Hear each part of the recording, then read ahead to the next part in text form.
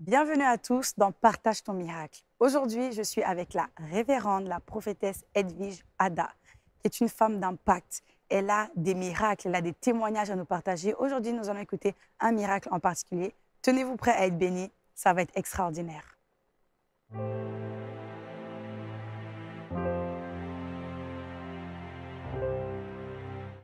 Bienvenue prophétesse Edwige Ada. Je suis très ravie de te recevoir sur Partage ton miracle. Alors aujourd'hui, on est dans Partage ton miracle et c'est vrai qu'il y en a beaucoup, mais je vais te laisser sélectionner un miracle vraiment qui t'a béni, que tu as vécu avec le Seigneur et que tu aimerais partager à ceux qui ont besoin de foi, de croire encore à Dieu. Oh, merci Seigneur. Merci vraiment pour l'opportunité qui m'est à nouveau offerte de pouvoir témoigner, Amen. de parler de Dieu. Et je le disais tantôt que cette émission est vraiment une bénédiction Amen. pour le royaume de Dieu. Elle permet de toucher des vies et vraiment de partager des expériences. Et là, partager mon miracle, c'est quelque chose de merveilleux. Amen. Et je me demandais, Seigneur, qu'est-ce que je peux partager comme miracle en ce qui te concerne. Vous voyez, dans ce ministère que Dieu m'a permis de conduire, j'ai vu Dieu faire tellement de miracles. Des miracles des femmes victimes de stérilité, c'est-à-dire incapables d'enfanter, qui ont enfanté, des miracles de guérison physique extraordinaires, authentiques. Et aujourd'hui, je voudrais partager vraiment une expérience qui ne m'est pas directement rattachée. Moi, j'ai vécu beaucoup de miracles. Oui. Honnêtement, il y en a. Mais il y a un miracle particulier que je voudrais partager, certainement pour une femme qui s'attend à être visitée dans ses entrailles, Amen. pour une maternité, pour Amen. dire que Dieu est vraiment le Dieu qui donne d'enfanter. Il est le Dieu qui peut tout, le Dieu capable de tout. Et si que cette femme est vraiment désespérée et qu'elle ne croit plus ou qu'elle n'a jamais cru, je pense que ce témoignage va vraiment ouvrir la porte grande à sa foi et permettre à Dieu d'être le rémunérateur, le consommateur de cette foi. Amen. Voyez-vous, Chantal, Dieu a fait un miracle extraordinaire dans la vie de ma fille.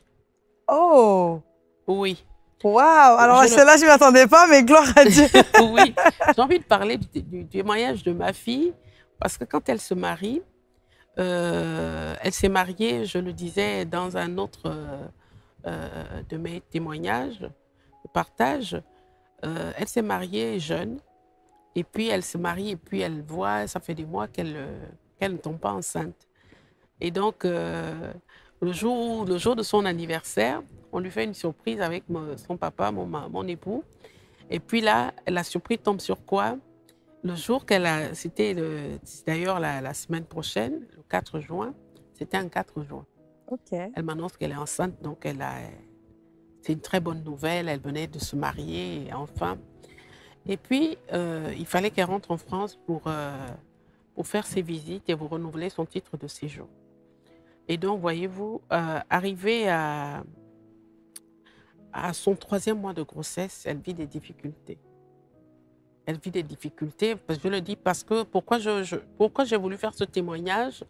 Parce que quand on est en Christ, les gens ne s'imaginent pas que la vie peut être aussi parfois difficile, qu'on peut traverser des zones de turbulence, on peut avoir des interférences, parce que Dieu veut nous donner une autre dimension de foi, parce que Dieu veut nous se révéler dans une autre facette de lui. Et donc, on ne comprend pas, on ne décrypte pas bien les messages de Dieu. Mais pour ce qui concerne ma fille, c'était par rapport à sa foi. Je crois que Dieu voulait élargir l'espace de sa tente et surtout lui donner une foi inébranlable. Donc, elle est nouvellement mariée, elle est enceinte. Et puis, il se trouve qu'elle commence à avoir des complications à 3 mois de grossesse. On parle d'expulsion du bébé. Oh! Oui. Et moi, je ne suis pas en France avec elle. Je suis avec mon mari au Gabon. Et donc, je le vis. C'est ma petite sœur qui m'appelle, qui me dit que ma fille a des problèmes parce qu'elle avait des douleurs, elle avait des contractions et des douleurs vraiment d'une ampleur pas possible pour une jeune fille en Christ qui s'est mariée dans la sainteté. Elle vit une difficulté comme ça. Et ça tombait bien parce que moi, j'étais en retraite. Hmm. J'étais en retraite et lorsque je reçois ce coup de fil, je dis, mais Seigneur, qu'est-ce qui se passe? Ah, donc là, je commence à prier. Et au moment où je voulais vraiment me mettre dans la prière, il y a beaucoup de mystères dans ce qui est de la foi, dans le fait de servir Dieu, de marcher avec Dieu. Il faut qu'on comprenne que Dieu est un Dieu de mystère. Et parfois, il veut tout simplement nous associer à quelque chose de grand. Et c'est l'occasion pour nous de vraiment croire et d'avoir confiance. Alors, ma fille avait des douleurs qui ne cessaient pas. Et on m'appelle pour me dire qu'elle est déjà à l'hôpital. Oui, on va expulser l'enfant parce que pour eux, l'enfant ne respire plus, quelque chose comme ça. Okay. Et donc, elle est dans le couloir en train d'attendre son entrée dans la salle où devait se passer l'évacuation et tout. Moi, je suis en retraite et je reçois et je demande à ma petite soeur de me la passer. Je dis quoi? Qu'est-ce qu'ils vont faire? Ils disent qu'ils vont expulser l'enfant.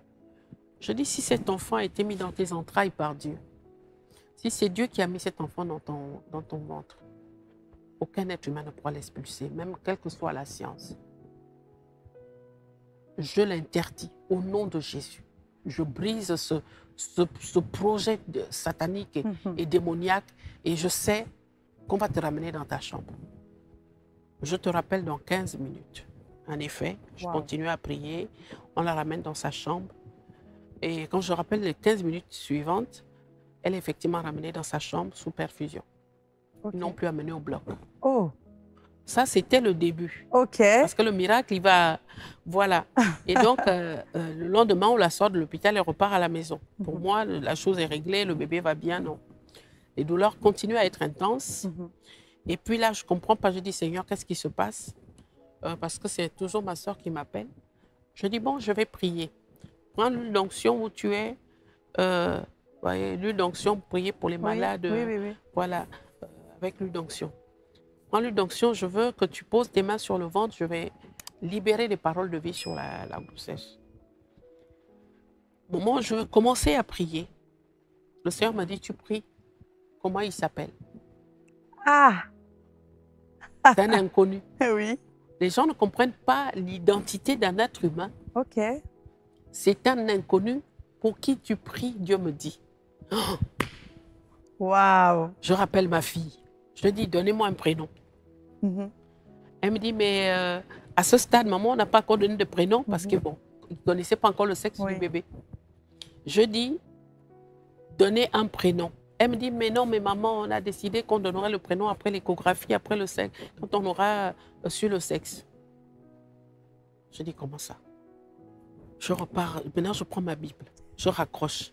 Je dis, mais Seigneur, c'est une fille ou un garçon? Non, mais le Saint-Esprit est merveilleux. Wow. Il ne me répond pas directement. Il me dit, prends ta Bible. Okay. Je prends ma Bible et là où je l'avais ouverte, où je lisais, j'étais dans le livre de Job. OK. En fait, il faut dire que j'étais déjà dans le livre de Job et que j'avais lu la veille le verset sur lequel le Saint-Esprit me ramène. D'accord. Où le Seigneur dit que Job est un garçon mal vigoureux. OK. OK. Je comprends qu'il me dit que c'est un garçon. Un garçon. Je reviens, je l'appelle, je dis, Dieu me dit que c'est un garçon. Hey. Donnez-lui son nom. Je veux prier, le présenter à Dieu. Je rappelle dans 15 minutes. OK. Elle se dit, mais maman me bouscule là. Je dis, c'est un garçon. Elle appelle son mari. Ils vont donner le prénom, mais vraiment sans conviction. On me donne le prénom. Là, je prends. Je dis, Seigneur, je vais te présenter mon petit-fils tel. OK. Et je prie maintenant, Seigneur, que la bénédiction, que la vie, la résurrection, j'ai proclamé toutes les prières. Je la rappelle, je dis, impose les mains, proclame cette prière. Et c'était tout. C'est fait. Elle a fini de prier, la douleur s'est calmée, mais ce n'était pas encore tout. Le lendemain matin, ma petite soeur m'appelle pour me dire qu'on l'a amenée d'urgence à la maternité. Oh. Et on l'a amenée d'urgence à l'hôpital. Je ne comprends pas. En fait, le plan de Dieu est tellement merveilleux que nous ne savons pas le lire, nous ne savons pas comprendre, décrypter. Seigneur. Et loin même, nous ne savons pas faire confiance à Dieu. Elle est repartie à l'hôpital, pas parce que Dieu n'avait pas été capable de guérir à l'instant, mais parce que sans cette douleur, elle ne serait pas partie et ça tombait pile poil à 4 mois où on pouvait voir le sexe de l'enfant. Oh. Donc, elle repart à l'hôpital où on lui dit tranquillement, vous attendez un garçon et il se porte bien. Oh, waouh! C'était parmi les miracles, j'ai vu Dieu, par ma main, faire accoucher des jumeaux, faire accoucher des femmes stériles. Mais là, il s'agissait de ma fille, notre grande fille, et qui avait sa première grossesse, et de savoir que Dieu avait fait des choses de manière extraordinaire. Et après ça, c'est vrai qu'elle a été un peu souffrante jusqu'à terme, mais elle a fait un beau petit garçon. Amen, amen. Que j'appelle affectueusement, on appelle affectueusement Mikey. Amen. Qui est beau et qui est fort, et qui vient de rapporter sa médaille d'or au judo. Waouh! Vraiment vigoureux, hein? Mais non, mais pour vous dire déjà, quand elle était enceinte, la manière qu'il bougeait, c'était juste extraordinaire. Donc, c'est pour moi l'un des miracles, parmi tous les miracles, qui a été un miracle éprouvant. Parce que savez-vous que lorsque vous êtes confronté à un parent qui est souffrant, malgré toutes les onctions qui peuvent émaner de vous, l'émotion vous rend incapable d'agir. C'est la question que j'allais te poser justement. Comment, avec le lien familial, les émotions, ça ne prend pas le dessus? Comment ça se passe? Non, parce que là, j'étais déjà dans une retraite et j'étais dans un combat et Dieu m'avait préparé plus ou moins à mener ce combat aux côtés de ma fille, bien qu'en étant à distance. Et franchement, j'ai vu la main de Dieu. Elle a bien accouché. Elle a fait 2 autres garçons après et elle a fait une fille aujourd'hui. Et je veux dire, quand on sert Dieu, les miracles sont notre quotidien. Amen. On marche vraiment dans ce qui est de plus surnaturel. Et Dieu veut simplement se déployer dans nos vies pour qu'on puisse en témoigner. Voilà, je voulais vraiment faire ce témoignage qui est un miracle extraordinaire d'une vie que Dieu donne et que l'ennemi n'a pas pu reprendre parce que Dieu a veillé à ce que cette vie aille jusqu'au terme et que cet enfant vienne au monde. Et j'espère avoir permis à une femme qui est peut-être dans ce couloir d'attente, qui se dit quand est-ce que Dieu va faire. Dieu donne l'enfant et Dieu donne d'enfanter et il forme des êtres humains dans le sein maternel et il les accompagne jusqu'à la naissance. Et gloire soit rendue à Dieu pour toutes ces femmes qui arrivent à donner vie, à mettre au monde après des souffrances liées à des grossesses parfois compliquées, mais Dieu reste fidèle et je prie que ce témoignage puisse bénir une femme. Amen. Et qu'à travers ce témoignage-là, qu'elle reçoive quelque chose dans ses entrailles et qu'elle vienne rendre gloire à Dieu de ce qu'elle a reçu, de ce que Jésus a fait dans sa vie, à partir juste de ce témoignage. Amen. Mais je veux même encore plus, hein, ce serait de te demander justement si tu pouvais là, en fait, prier en live, en direct, en fait, pour toutes ces femmes qui justement veulent enfanter, qui ont peut-être perdu espoir. Et juste avant de te donner la parole pour que tu puisses prier, peut-être que tu me regardes et que tu ne connais pas encore Jésus. Peut-être que tu es tout simplement dans la religion où tu as entendu parler de Dieu, mais tu n'as pas de relation personnelle avec Dieu. J'aimerais t'inviter maintenant à pouvoir faire cette prière. La Bible dit que si tu confesses de ta bouche et que tu crois dans ton cœur que Dieu a ressuscité Jésus d'entre les morts, alors tu seras sauvé. Tu peux devenir son enfant et faire partie de la famille de Dieu. Tu vas tout simplement fermer les yeux là où tu es. Je vais faire cette prière et tu vas répéter à voix haute et avec conviction après moi. Et tu vas dire, Seigneur Jésus, aujourd'hui, je viens à toi car j'ai besoin de toi. Je te reconnais comme mon Seigneur et je t'accepte comme mon Sauveur. Merci parce qu'aujourd'hui, tu pardonnes tous mes péchés et je nais de nouveau. Seigneur, aide-moi à te suivre et à t'aimer tous les jours de ma vie. Au nom de Jésus, j'ai prié.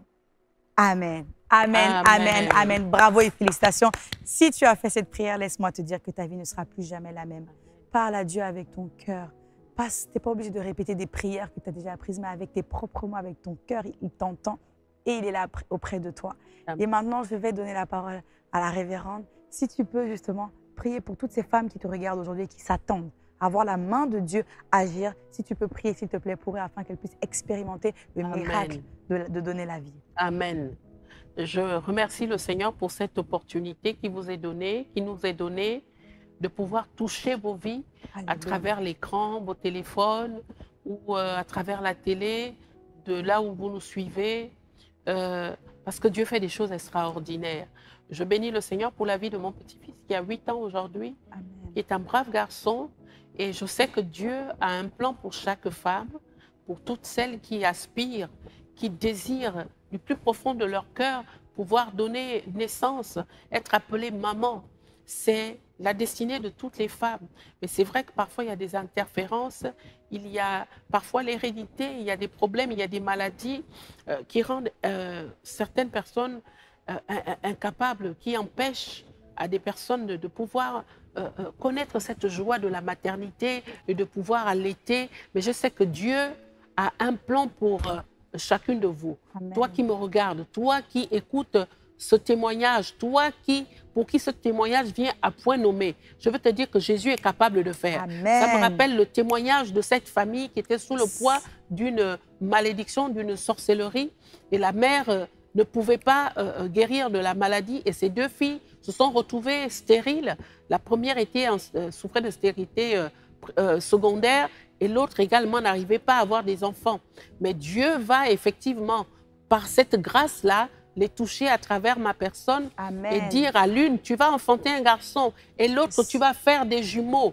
Et je vous garantis que les mois qui ont suivi, 2 mois après, celle qui était stérile, souffrait de stérilité secondaire, a reçu sa grossesse, elle Amen. A eu un beau garçon. Amen. Et sa petite sœur, l'année qui suivait, elle a fait des jumeaux. Dieu donne des enfants. Dieu fait des choses extraordinaires. Reçois ton miracle ce matin. Alléluia. Je dis, pose la main sur ton ventre et déclare que ce matin ou ce jour, je reçois cette parole comme une semence dans ma vie. Et cette parole produit mon miracle au nom de Jésus. Je dis bien au nom de Jésus. Quel que soit ce qui te limitait, qui t'empêchait et ce qui obstruait les entrailles que Dieu t'a données, quelle que soit la forme de ton utérus.